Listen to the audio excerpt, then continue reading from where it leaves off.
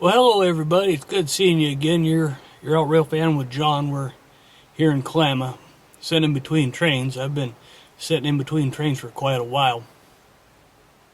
If one happens to roll by as we talk, which usually tends to be Murphy's Law, I'll just kick my seat back and I'll let you guys look through the window. And it might be a slanted shot, and there might be a little glare on the glass, but a train's a train.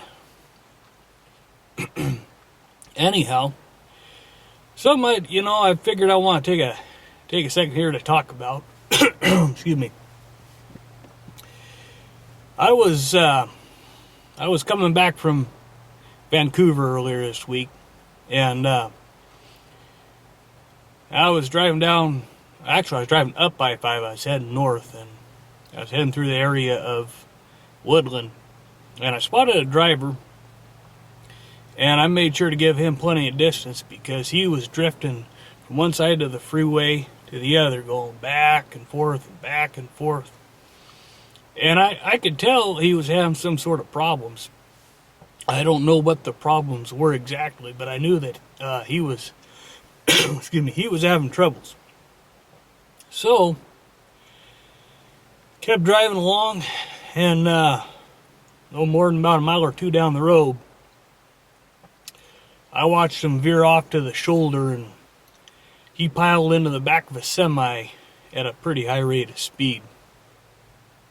It's kind of a sickening feeling watching somebody having troubles and weaving all over the freeway and not being able to do anything to help them, and watch something like that happen. But I think it brings up a greater point. I know we're in the middle of the holiday season. It's, back last time I checked, I think we have like 10 or 12 days to go before Christmas. But holiday season or not, that's beside the point. Today I want to talk about safe driving and just some simple steps. In fact, when we talk about safe driving, you don't even have to get behind the wheel. If you're feeling drowsy, don't get behind the wheel. If you're under the influence, if say you've had a drink or two drinks or quite a few more than one or two drinks, don't get behind the wheel. And yes, being in the state of Washington, and I'm sure I might have a viewer or two that's out in Colorado, and folks have legalized grass. Not a big deal for me. I didn't vote for it, and I'd never smoked the stuff, and I never have smoked the stuff. But if you've smoked a doobie, don't get behind the wheel either. If you're not feeling fit to drive, the general point is, don't get behind the wheel, because when you run into troubles, something bad can happen. And I witnessed that on, last week. I do believe it was a Thursday last week. So that's the general point of my little ditty here, and we're gonna jump out here in a second. Go back to rail fanning. But I just thought I'd want to sit down and have a little sit-down chat about safe driving in the holiday season, and not driving drowsy or driving under the influence.